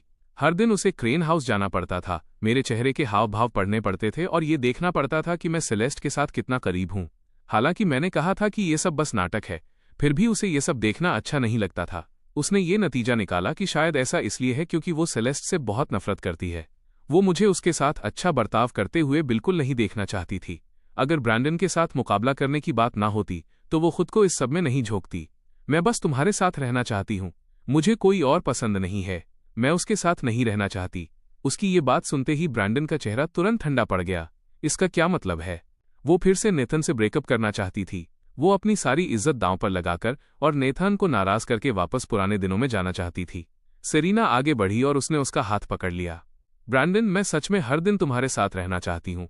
ब्रैंडन ने उसे खुद को छूने नहीं दिया और पीछे हट गया। यह कैसा रिश्ता है? तुम बड़े नजरिए से क्यों नहीं सोचती? ये वाकई चिढ़ाने वाला है। क्या तुम्हें मेरी पहले वाली बातें समझ आई थीं? क्या तुमने नहीं सुना? ब्रैंडन को अचानक इतना आक्रामक होते देख, जो अभी के मुकाबले बिल्कुल अलग था, सेरेना बिना कुछ कहे उसे देखती रही। हर बार जब मैं उसे इस बारे में चिढ़ाता था तो वो जिद पर अड़ जाती थी कि ब्रैंडन वैसा इंसान नहीं है। लेकिन अब ब्रैंडन के बर्ताव ने उसे अंदर तक झकझोर दिया था। ब्रैंडन ने सीधे तौर पर कहा, अब से हम ग्रेजुएशन तक सिर्फ फोन पर बात करेंगे। हम सिर्फ साधारण दोस्त हैं। कॉलेज एंट्रेंस एग्जाम के बाद मैं तुम्हारा इंतजार करूंगा। क्या तुम मुझ पर भरोसा कर सकती हो? उसने उसे बहलाने वाले अंदाज में कहा। उसे मनाने के बाद वो वहां से तुरंत चला गया। सेरेना वहां खड़ी खुद पर कड़वाहट के साथ हंस रही थी। कैसी पसंद, कैसा प्यार! मैंने उसे इस हाल में देखा और सोचा कि वो इसी के लायक थी। पहले उन्होंने मुझे धोखा देने के लिए हाथ मिलाया था और अब उन्हें कुत्तों की तरह लड़ते देखना वाकई मजेदार था। दो स्वार्थी लोग शायद इस बात का मुकाबला कर रहे थे कि कौन बेहतर एक्टिंग कर सकता है। मैं क्लास में वापस चला गया और सेरेना को उसके मुंह पर चिढ़ाने नहीं गया, हालांकि मेरा बहुत मन था। मैं क्लास में गया और कुछ देर तक होमवर्क किया। सेरेना तभी वापस आई। अगली क्लास से ठीक पहले वो चलकर आई और मेरे बगल में बैठ गई। मैं अपना होमवर्क कर रहा था जब अचानक उसने मेरी कलाई पकड़ ली। उसने मुझे चौंका दिया। तुम क्या कर रही हो? बाकी सब भी देखने लगे। मेरी चौकन्नी हालत देखकर सेरेना ने मेरा हाथ छोड़ दिया। मैंने अपना सिर नीचे किया और होमवर्क करना जारी रखा। सेरेना मेरे बगल में बैठकर मुझे देखती रही, ये सोचते हुए कि आखिर मैं ही उसके साथ रहा था। कैसे मैंने अपने पिता से उसे बचाने के लिए कहा था। ब्रैंडन की पहली बार की बेरुखी के मुकाबले उसे लगा कि मैंने वास्तव में उसके साथ काफी अच्छा व्यवहार किया था, और फिर भी उसने मुझे इस तरह निराश किया। उसने मुझसे कहा, आज दोपहर जल्दी मत जाना, मेरी मीटिंग के बाद मुझे तुम्हें कुछ बताना है। वो किस बात का इतना बड़ा मुद्दा बना रही थी? मुझे थोड़ा अजीब लगा, लेकिन उस दोपहर मैंने फिर भी कुछ देर उसका इंतजार किया। सेरेना वापस आई और थोड़ी देर पास खड़ी होकर मुझे छुपकर देखती रही। इस महीने के एग्जाम में मेरी रैंकिंग पिछली बार से 50 पायदान और सुधर गई थी। बिजली की रफ्तार से तरक्की करते और मुझे अपना सामान पैक करते देख वो आखिरकार बोली, हो गया? मैंने सिर हिलाया। हाँ, क्या तुम नहीं कह रही थी कि तुम्हें मुझे कुछ बताना है? कहो। सेरेना ने मेरी साफ आंखों में देखा। मेरा ब्रैंडन के साथ ब्रेकअप हो गया है। मैंने ऐसा नाटक किया जैसे मुझे दोपहर वाली बात का पता ही न हो। क्या तुम दोनों का ब्रेकअप बहुत पहले नहीं हो गया था? सेरेना ब्रैंडन से आहत लग रही थी। उसने कहा, अब ये आधिकारिक तौर पर खत्म हो गया है। अब से मैं उसके साथ कभी नहीं रहूंगी। तो उसने मुझे सिर्फ ये बताने के लिए इंतजार करवाया था। अगले ही पल सेरेना ने कहा, नेथन, चलो साथ हो जाते हैं। इस बार सेरेना सीरियस थी। उसे सिर्फ इसलिए क्यों जाना चाहिए क्योंकि ब्रैंडन ने उसे जाने के लिए कहा? वो किसी और को क्यों नहीं चुन सकती थी? अब से वो मुझे पसंद करेगी और दूसरे लोगों पर अपनी ऊर्जा बर्बाद करना बंद कर देगी। उसे सुनने के बाद मैंने उसकी तरफ ऐसे देखा जैसे वो कोई अजूबा मॉन्स्टर हो। सेरेना मुझे प्रपोज कर रही थी। मेरी पिछली जिंदगी में वो हर बार मेरे साथ रहने में बहुत आनाकानी करती थी। हर दिन वो ऐसा व्यवहार करती थी जैसे मैं उसे मजबूर कर रहा हूं। अब वो कह रही थी कि वो मेरे साथ रहना चाहती है। सेरेना ने मुझे अपनी ओर देखते हुए पूछा, क्या बात है? उसे लगा था कि मैं जल्दी मान जाऊंगा, लेकिन मेरा रिएक्शन थोड़ा अप्रत्याशित था। मैंने अपना सिर घुमाया और खांसा। मैं अभी भी एक हाई स्कूल स्टूडेंट हूं। मैं बस अपना होमवर्क करना चाहता हूं। जहां तक डेटिंग की बात है, मैंने अभी इसके बारे में नहीं सोचा है। सेरेना ने भी पहले यही कहा था। क्या तुम जानबूझकर मुझे नीचा दिखाने की कोशिश कर रहे हो क्योंकि मैंने तुम्हें पहले रिजेक्ट कर दिया था? मैंने उसकी तरफ एक नजर डाली। ऐसा कैसे हो सकता है? मेरी आंखें अभी भी उसके लिए प्यार से भरी थीं। बस तुमने हाल ही में देखा है, मेरे पिता सेलेस्ट को बहुत पसंद करते हैं, इसलिए उसे अभी रिजेक्ट किया जा रहा था। ये देखकर कि वो थोड़ी नाखुश थी, मुझे पता था कि इस औरत का स्वाभिमान कितना मजबूत है। मैंने उसकी भावनाओं को शांत किया। मेरे पिता मुझसे बहुत प्यार करते हैं। उनकी नज़र में मुझे सबसे अच्छे इंसान से शादी करनी होगी। तुम्हें पता है, तुम्हारे ग्रेड्स हमेशा सेलेस्ट से पीछे रहते हैं। कैसा रहेगा अगर तुम कड़ी मेहनत करो और जब तुम सेलेस्ट से आगे निकल जाओगी तो मैं तुम्हारे साथ रहूंगा। सेरेना ने मुझे ठंडेपन से देखा। उसे सेलेस्ट से आगे निकलने के लिए कहना, क्या वो सेलेस्ट के पीछे रहना चाहती थी? अगर वो उससे आगे निकल सकती तो उसने बहुत पहले ही ऐसा कर लिया होता। सेरेना ने कहा, अगर तुम मुझे रिजेक्ट करना चाहते हो तो बस वैसा ही कह दो। तुम्हें इस तरह के बहाने बनाने की जरूरत नहीं है। मैंने सरीना से कहा, मैं तुम्हें रिजेक्ट नहीं कर रहा हूं। मुझे विश्वास है कि तुम्हारे पास यह काबिलियत है। आखिर मेरा परिवार बुनियादी तौर पर लेकवुड में सबसे अमीर है। अगर तुम मुझसे शादी करती हो तो मेरे परिवार के पास जो कुछ भी है वो सब तुम्हारा होगा। मेरे पिता की तुम्हारे लिए कुछ जरूरतें हैं। क्या ये जायज नहीं है? ये देखते हुए कि वो कोई जवाब नहीं दे रही थी, मैंने उसे फुसलाया। या फिर अंदर ही अंदर तुमने पहले ही मान लिया है कि तुम सेलेस्ट जितनी अच्छी नहीं हो? पहले जब मेरे ग्रेड्स खराब थे, वो लापरवाही से कुछ चीजें समझा देती थी और मुझे समझ नहीं आता था। वो तुरंत गुस्सा होने लगती थी और मुझे बेवकूफ कहती थी और कहती थी कि मैं ब्रैंडन जितना अच्छा नहीं हूं। वो बहुत स्मार्ट थी। अगर उसमें काबिलियत थी तो देखते हैं कि वो सेलेस्ट से आगे कैसे निकलती है। मैंने अपना बैग उठाया और अफसोस के साथ सरीना से कहा, अगर तुम्हें लगता है कि मेरी रिक्वेस्ट बहुत ज्यादा है तो रहने दो। लेकिन सरीना, तुम्हारे लिए मेरी भावनाएं आसमान और जमीन गवाह हैं।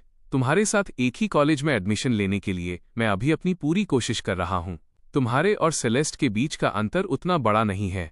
शायद वो बस लकी है। फिर भी तुम मेरे लिए थोड़ी सी भी कोशिश नहीं करोगी। अगर ब्रैंडन होता तो तुम पक्का ऐसा करती। चूंकि तुम्हारे दिल में अभी भी वही है, तो मेरी भावनाओं के साथ खेलना बंद करो। मैं अब और हार नहीं सह सकता। आखिर तक मेरी आवाज बहुत धीमी हो गई थी और मैं बहुत बेचारा लग रहा था। मैं क्लासरूम के दरवाजे से उसके पास से निकल चुका था। जब से मैंने दोपहर में ब्रैंडन से कुछ तरकीबें सीखी थी, मुझे लगा कि मैंने काफी अच्छा परफॉर्म किया। मैं कार में बैठ गया। चलो। ड्राइवर ने मेरी ओर देखा। मिस सरीना का इंतजार नहीं करना? मैंने सरीना की ओर देखा, जो अभी अभी स्कूल के गेट से बाहर निकली थी, बस कुछ ही कदम दूर थी। उसका इंतजार किए बिना मैंने ड्राइवर से कहा, चलो। क्या बकवास है? ब्रैंडन से दिल तुड़वाकर वो मेरे साथ रहना चाहती थी। क्या उसे सच में लगता था कि मैं अब भी उसे पसंद करता हूं? जब मैं घर पहुंचा, सेलेस्ट ने मुझे अकेले वापस आते देखा। थोड़ी हैरान होकर, सरीना कहाँ है? मैं मुस्कुराया और सेलेस्ट के पास गया। उसके बारे में नहीं पता। ये मत कहना कि तुम उसे याद कर रही हो। सेलेस्ट ने तुरंत जवाब दिया, बिल्कुल नहीं। ये देखकर कि मैं बहुत अच्छे मूड में था। अब तुमने क्या बुरा काम किया? मैंने मुस्कुराहट के साथ कहा। उसका ब्रैंडन से ब्रेकअप हो गया और वो मेरे साथ रहना चाहती थी। मैंने उससे कहा, अगर तुम्हारे ग्रेड सेलेस्ट से बेहतर हो गए तो मैं मान जाऊंगा। मैंने अब सेलेस्ट को सब कुछ बता दिया, उस पर काफी भरोसा करते हुए। कभी कभी जब मैं उससे इन्वेस्टमेंट के बारे में बात करता तो मुझे लगा कि मैं वास्तव में उससे सीख सकता हूं। मैं एक पुनर्जन्म रीबॉर्न लिया हुआ व्यक्ति था। मैंने अगले दशक या उससे भी ज्यादा का सब कुछ पहले ही अनुभव कर लिया था। लेकिन सेलेस्ट के बारे में सबसे डरावनी बात यह थी कि वो ये भी भविष्यवाणी कर सकती थी कि आने वाले सालों में कौन सी दिशाएं ज्यादा फायदेमंद होंगी, जैसे कि उसके पास कोई दिव्य दृष्टि हो। अभी मेरी बात सुनकर सेलेस्ट एक पल के लिए ठिठक गई, फिर कहा, सीरियसली, मैं अपनी पूरी कोशिश करूंगी। मुझे समझ नहीं आया। किस चीज में पूरी कोशिश? तुम्हें उसके साथ न होने देने में। मैंने मन ही मन सोचा, तुम्हें बिल्कुल भी कोशिश करने की जरूरत नहीं है। ठीक है। मैंने सेरेना से वो इसलिए कहा था क्योंकि मुझे पता था कि सेरेना और सेलेस्ट के बीच का अंतर बहुत बड़ा है। पहले से ही सेरेना के लिए सेलेस्ट एक ऐसा पहाड़ थी जिस पर चढ़ना मुश्किल था। अब और भी बढ़िया हो गया। सेलेस्ट अब और भी कड़ी मेहनत करना चाहती थी, जिससे दूसरों के लिए कोई रास्ता ही न बचे। हम स्टडी रूम में पढ़ रहे थे, तभी मेरा फोन बजा। मैंने उसे खोल कर देखा। वो सेरेना का था। मैंने ट्यूशन क्लासेस ज्वाइन कर ली हैं। तुमने जो कहा मैंने उसके बारे में सोचा है। मैं अपनी पूरी कोशिश करूंगी। इस मैसेज को देखकर मैं थोड़ा हैरान था। सेलेस्ट ने पूछा, क्या बात है? मैंने कहा, सेरीना कह रही है कि वो अपनी पूरी कोशिश करेगी। मुझे लगा था कि वो ये सुनकर बस चली जाएगी। वाकई ब्रैंडन से सीखी हुई वे तरकीबें काम कर गईं। सेरीना, उसने वाकई उन बातों पर यकीन कर लिया था। वो शायद अपनी हार नहीं मानना चाहती थी और ये नहीं चाहती थी कि लोग उसे सेलेस्ट से कमतर समझें। ट्यूशन क्लास खत्म होने के बाद सेरीना वापस आई। अब अपनी ट्यूशन क्लास के बाद वो रात में रुकने के लिए क्रेन परिवार के सर्वेंट्स क्वार्टर में आ जाती थी। इस तरह वो सुबह मेरे साथ स्कूल जा सकती थी। हालांकि मैं अभी उसके साथ होने के लिए सहमत नहीं हुआ था, लेकिन वो नहीं चाहती थी कि सेलेस्ट हर वक्त मेरे साथ अकेली रहे। जब वो वापस आई तो थॉर्नटन एस्टेट की लग्जरी कार अभी अभी सेलेस्ट को लेकर निकली थी। उस कार को देखकर, जो सेलेस्ट के रईस होने का सबूत थी, सेरीना को हीन भावना महसूस हुई। वो चलकर आई और मुझे देखा। वो चली गई? मैंने सिर हिलाया। हाँ, हमने खाना खा लिया है। क्या तुमने खाया? मुझे अपनी परवाह करते देख सेरीना को थोड़ा बेहतर लगा। मैंने खा लिया, उसने कहा। तो फिर मैं अब तुम्हारी और चिंता नहीं करूंगा। मैं सोने जा रहा हूं नेथन। सेरीना ने मुझे वापस पुकारा। मैं मुड़ा। सेरीना ने कहा, कैसा रहेगा अगर तुम अब से सेलेस्ट से ट्यूशन लेना बंद कर दो? मैंने कहा, सीरियसली क्यों? तुम बहुत ही बेतुकी बात कर रही हो। मैं बस उससे पढ़ रहा हूं। मैं उसे डेट नहीं कर रहा। तुम इतनी ओछी, पेटी क्यों हो रही हो? ऐसा कहते हुए मैंने खुद को पूरी तरह सही दिखाया। अगर ये पहले की बात होती तो मैं निश्चित रूप से ऐसा कुछ नहीं कर पाता, लेकिन अब मुझे अचानक एहसास हुआ, हाहा, ये तो वाकई मजेदार है। कोई आश्चर्य नहीं कि सेरेना पहले मेरे साथ ऐसा व्यवहार करना पसंद करती थी। अगर मैं ब्रैंडन को लेकर जरा सी भी असंतुष्टि जाहिर करता तो वो मुझ पर इसी तरह हमला करती थी, यहां तक कि मुझे ओछा तक कह देती थी। इस तरह पलटवार करना वाकई अच्छा लग रहा था। विलेन के रास्ते पर चलते हुए विलेन के लिए ही कोई जगह न छोड़ना। सेरेना को वहां सुन्न खड़ा देखकर, जो शायद अभी भी मेरी कही बातों के बारे में सोच रही थी, मैंने अपने चेहरे पर कोमल भाव लाए।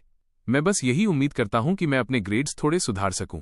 सेरेना, मैं जो कुछ भी कर रहा हूं वो बस इसलिए है ताकि मैं तुम्हारे साथ खड़ा हो सकूं, क्योंकि मैं नहीं चाहता कि लोग मुझे बेवकूफ कहें। क्या तुम भी पहले मुझे नीचा नहीं दिखाती थी? अगर मेरे ग्रेड्स खराब रहे तो तुम्हारे साथ होने पर क्या तुम्हें शर्मिंदगी महसूस नहीं होगी? मेरी आवाज में थोड़ी शिकायत थी।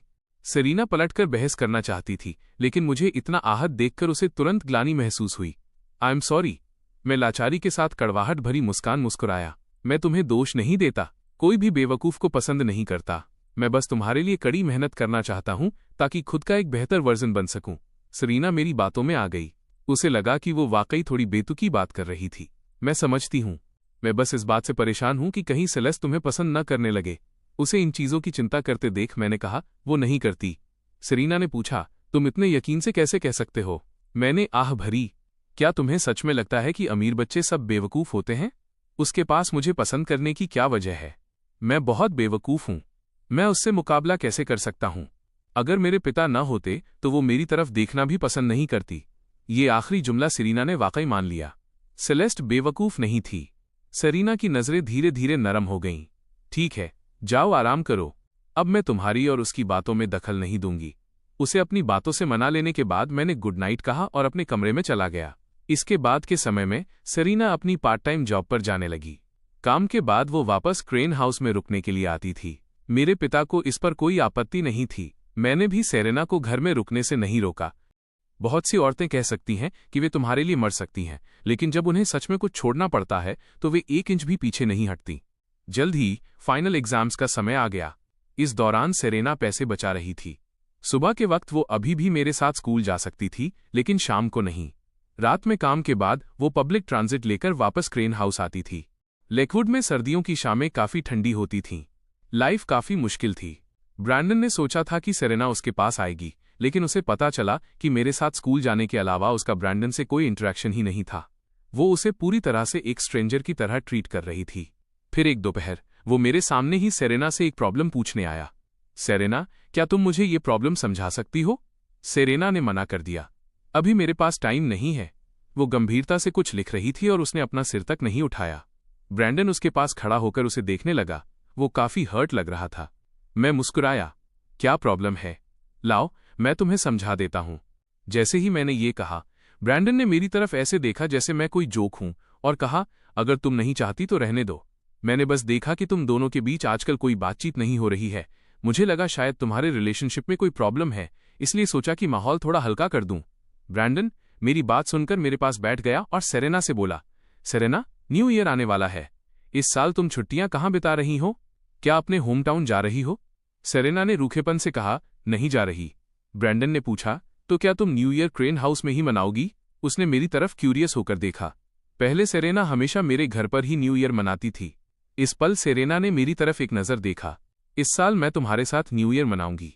तब तक शायद सेलेस्ट क्रेन हाउस नहीं आती ताकि वो मेरे और करीब आ सके। मैंने बीच में टोकते हुए कहा, शायद इस साल ये पॉसिबल नहीं होगा। ब्रैंडन को समझ नहीं आया कि क्यों।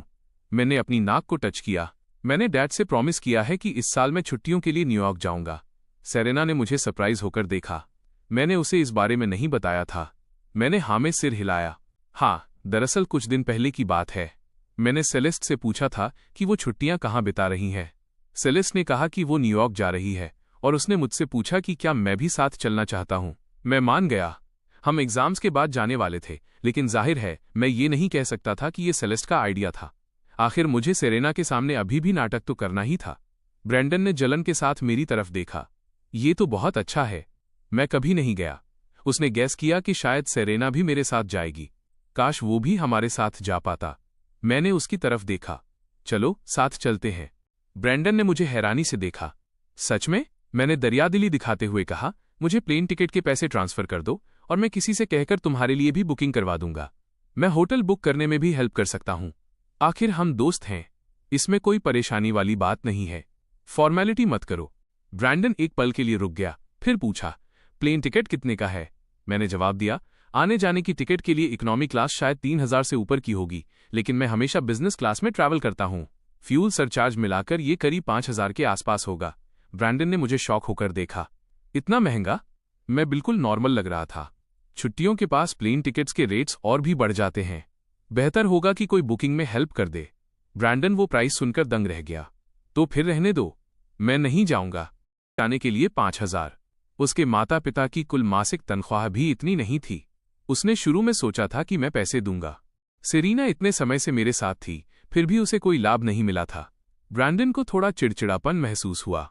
मैंने बात जारी रखी, तुम नहीं जा रहे? ये तो बहुत बुरा हुआ। जब तक ब्रैंडन अपना खर्च खुद उठाता, मुझे उसे साथ ले जाने में कोई आपत्ति नहीं थी। लेकिन ब्रैंडन मुझे बेवकूफ समझना चाहता था। बिल्कुल नहीं, ब्रैंडन ने अजीब तरह से कहा। मैं विंटर ब्रेक के दौरान बिजी हूं, साथ ही मुझे होमवर्क भी करना है। मैंने सिर हिलाया। फिर तो हम कुछ नहीं कर सकते। उस दोपहर ब्रैंडन और सेरीना अपनी मीटिंग में गए। उसने सेरीना से कहा, मुझे तुमसे बहुत जलन हो रही है। सेरीना आगे बढ़ गई। किस बात की जलन? ब्रैंडन ने बात जारी रखी। नेथन के साथ न्यूयॉर्क जाने को मिल रहा है। इतना सारा पैसा, केवल वही इतना खर्च करना झेल सकता है। ये सब वही पैसा है जो उसने अमीर बुढ़ियाओं के साथ रहकर कमाया है। ब्रैंडन जानता था कि मैं उसे निश्चित रूप से साथ नहीं ले जाऊंगा, लेकिन अगर सेरीना उसे लाने के लिए तैयार होती तो शायद मैं ऐतराज नहीं करता। सेरीना ने ब्रैंडन की तरफ देखा। तुम जाना चाहते हो? ब्रैंडन ने जानबूझकर कहा।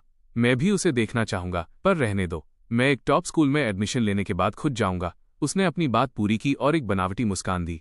पहले जब भी वो ऐसी बातें करता था, सेरीना उसे साथ ले जाने के लिए निश्चित रूप से कुछ भी कर गुजरती थी, लेकिन इस बार सेरीना ने उसकी उम्मीद के मुताबिक कुछ नहीं किया। मैं उससे तुम्हें भी ले जाने के लिए कहना चाहती थी, पर क्या तुमने ही नहीं कहा था कि मुझे उसे नाखुश नहीं करना चाहिए?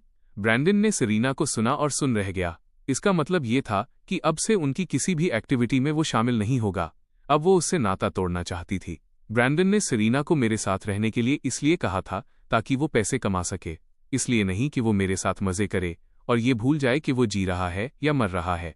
उसे दुख हुआ। सेरीना, क्या तुम मुझसे नाराज हो? जाहिर है सेरीना उससे नाराज थी। इतने समय से इसे मन में दबाए रखने के बाद उसने जानबूझकर तंज कसते हुए कहा, मुझे तुम पर नाराज होने का क्या हक है? तुम ही तो चाहते थे कि मैं नेथन के साथ इस तरह रहूं, तो स्वाभाविक रूप से मुझे उसके साथ रहना होगा। जैसा तुम चाहते थे मैं उससे शादी करूंगी। शादी शब्द सुनकर ब्रैंडन ने सेरीना को अविश्वास से देखा। तुम नेथन से शादी कर रही हो? क्या तुम सीरियस हो? सेरीना ने कहा, अरे क्यों नहीं, जब तक मैं उससे शादी करती हूं मैं जिंदगी के शिखर पर पहुंच सकती हूं। क्या तुम मेरा भला नहीं चाहते? मुझे अच्छे से रहते देख तुम्हें खुशी होनी चाहिए, है ना? ब्रैंडन ने कहा, नहीं मैं। सेरीना ने उसे ठंडेपन से बीच में ही टोक दिया। बस बहुत हुआ। तुमने पिछली बार ही कह दिया था कि हमें ब्रेकअप कर लेना चाहिए और हमने वाकई ब्रेकअप कर लिया। मैं तुमसे कभी सुलह नहीं करूंगी। अब मुझे जो व्यक्ति पसंद है वो नेथन है। कम से कम वो सच में मुझे पसंद करता है, तुम्हारी तरह नहीं। इतना कहकर सेरीना चली गई।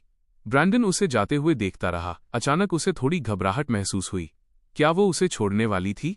नहीं, बिल्कुल नहीं। ये सोचते ही ब्रैंडन के चेहरे पर घबराहट साफ दिखने लगी। मीटिंग के बाद ब्रैंडन सेरीना से बात करना चाहता था। सेरीना ने उसे नजरअंदाज कर दिया। मुझे काम है, इतना कहकर सेरीना जा चुकी थी। स्कूल के बाद सेरीना मेरे पीछे पीछे आई। तुम न्यूयॉर्क जा रहे हो ना? एग्जाम्स के बाद? मैंने सिर हिलाया। हाँ, मैं रुककर तुम्हारे साथ न्यू ईयर नहीं मना पाऊंगा, पर मैं तुम्हारे लिए वहां से एक गिफ्ट लेकर आऊंगा। सेरेना ने मुझे हैरानी से देखा। तो तुम मुझे साथ नहीं ले जा रहे? मैंने आत्मविश्वास से कहा, क्या मैंने पहले ही नहीं कहा था कि मैं रुककर तुम्हारे साथ न्यू ईयर नहीं मना सकता? इस साल तुम्हारे साथ? तब तक मिसेस पोर्टर और बाकी सब भी छुट्टियों पर होंगे। तुम्हें पहले अपने घर वापस जाना चाहिए। मुझे बहुत याद मत करना।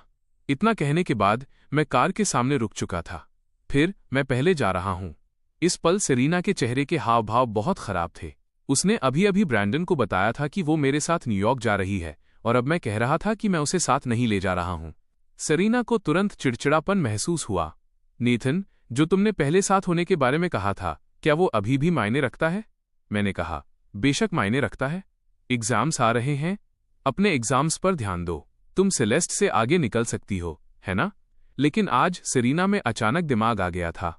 उसे पहले की तरह बेवकूफ़ बनाना इतना आसान नहीं था। मुझे ऐसा क्यों लग रहा है कि तुम असल में मेरे साथ नहीं रहना चाहते? मैं 2 कदम पीछे हटा और उसे अविश्वास से देखने लगा। तुम ऐसा कैसे सोच सकती हो? मैं तुम्हें कितना पसंद करता हूँ, क्या तुम वाकई ये महसूस नहीं कर सकती? सेरीना ने अपनी भौहें सिकोड़ी। मुझे बस ऐसा लगता है कि तुम मेरे साथ वैसा बर्ताव नहीं करते जैसा पहले करते थे। पहले मैं उसे खर्च के लिए पैसे देता था, उसे रोज ट्यूशन क्लासेस में नहीं भेजता था और रोज सेलेस्ट के साथ इतना करीब नहीं रहता था। पहले की बात छिड़ने पर मैं बेबसी से मुस्कुराया।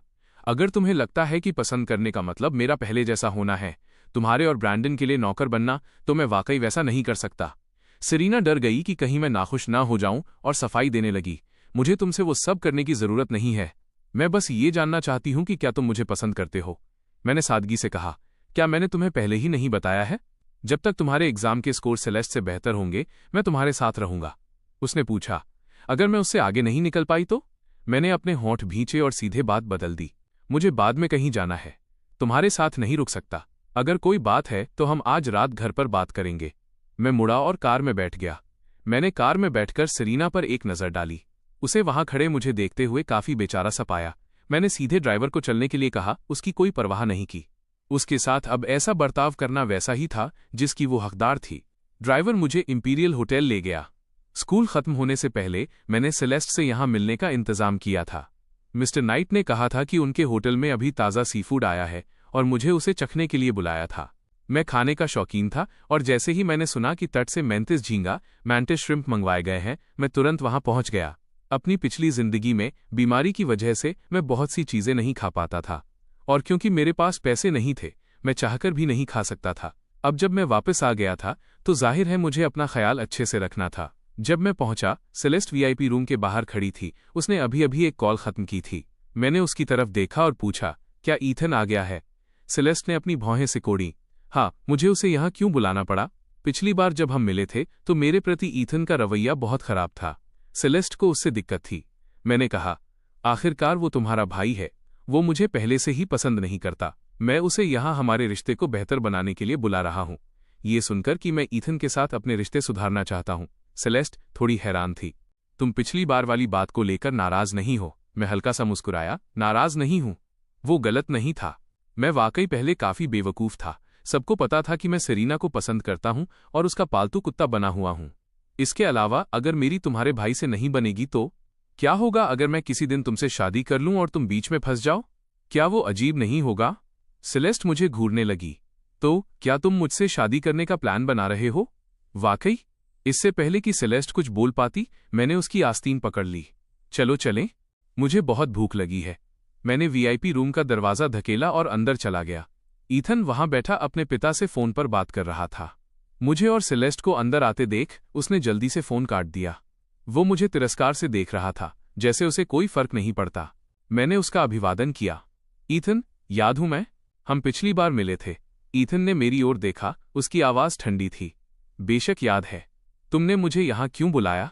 बात करते समय ईथन की नज़र गलती से सेलेस्ट से मिल गई और उसका सख्त चेहरा तुरंत नरम पड़ गया।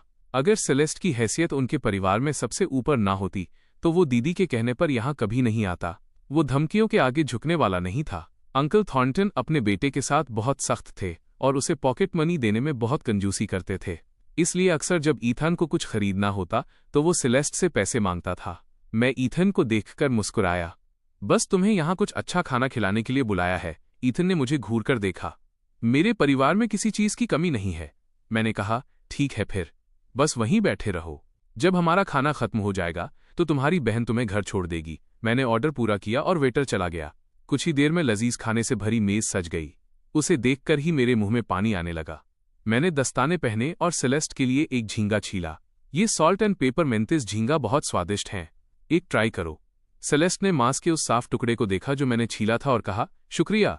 मैंने हाथ हिलाया। अरे, इसकी कोई जरूरत नहीं है। बुरा तो इस बात का है कि ईथन को खाना पसंद नहीं है। अब हम दोनों को ही ये सब खत्म करना होगा। ईथन हमारे बगल में बैठा था। उसके मुंह में पहले से ही पानी आ रहा था। उसने बड़े घमंड में मुंह बिचकाया। मैंने उसके टपकते लालच को देखा और एक झींगा छीला। जल्दी से खा लो। मैं तो बस तुम्हें चिढ़ा रहा था। अगर तुम नहीं खाओगे तो मैं सब खत्म कर दूंगा। मैंने उसे एक रास्ता दिया। ईथन ने मेरी ओर देखा। उसे अचानक एहसास हुआ कि मैं उतना भी बुरा नहीं हूं। इसके अलावा मैं उसकी बहन सेलेस्ट के साथ भी काफी अच्छा बर्ताव कर रहा था। ये खाना बहुत मजेदार रहा। ईथन अब मेरे प्रति उतना विद्रोही नहीं था। उस रात सेरीना वापस नहीं आई। ट्यूशन के बाद वो सीधे अपने घर चली गई। मिस्टर वेल्स को नाइट शिफ्ट में काम करना था, इसलिए वो घर पर अकेली थी। पहले जब भी वो मुझसे नाराज होती थी, मैं उसे मनाने उसके घर जाता था। लेकिन जब वो सुबह उठी तो उसने पाया कि मैंने एक बार भी कॉल नहीं किया था। स्कूल पहुंचकर उसने मुझे कार से उतरते और सीधे स्कूल के अंदर जाते देखा। सेरीना खुद ही चलकर मेरे पास आई। नेथन, मैं उसकी ओर मुड़ा। हे। सेरेना ने मेरे ठंडे रवैये को देखा और अचानक उसके मन में एक अजीब सी भावना जागी। उसे लगा कि मैं बदल गया हूं। वो मुझे इस तरह घूर रही थी जैसे कुछ कहना चाहती हो। मैंने उसे ऊपर से नीचे तक देखा। तुम्हें क्या हुआ है? सेरीना ने कहा। कल रात मुझे कुछ काम था, इसलिए मैं वापस नहीं आई। मैंने सिर हिलाया। ओह वाकई? मेरे बेपरवाह जवाब ने सेरीना को एहसास दिला दिया कि मुझे इस बात से कोई फर्क नहीं पड़ता कि वो वापस आई या नहीं। मैंने फिर कहा, कल रात मैं बहुत बिजी था। काम खत्म करने के बाद सीधे सो गया। उसके लिए माफी चाहता हूं। क्या तुम्हारा काम पूरा हो गया? सेरीना ने सिर हिलाया। हाँ,